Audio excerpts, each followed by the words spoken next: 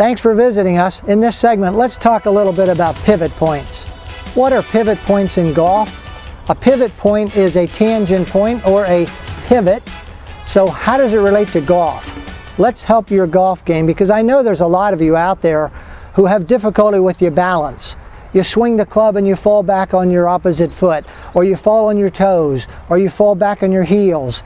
This is all controlled by proper pivot points. In golf, there are 2 pivot points, just like there's 2 pivot points when you walk. When you walk, you pivot in your right hip if you turn to the right, and then you go to your left hip.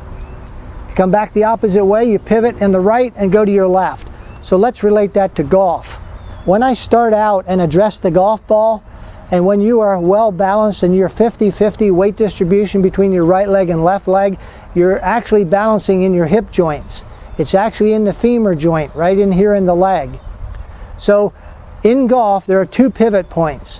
When you take the club back, you pivot in the right side as a right-handed golfer, opposite for left-handed golfers. So as a right-handed golfer, you're going to turn and pivot your weight in your right hip or femur joint. You should be able to bounce with your right leg fairly straight, and the pivot is in this hip joint.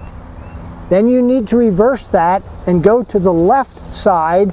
As you rotate through, you need to definitely rotate into the left pivot point. I refer to it as a post up. A simple post up. Your leg acts as a post. It's straight, and you simply rotate, and you rotate your anatomy into that pivot point.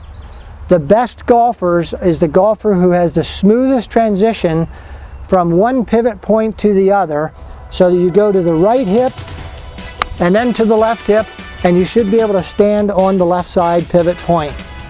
I hope this helps you, and I certainly hope that it lowers your scores.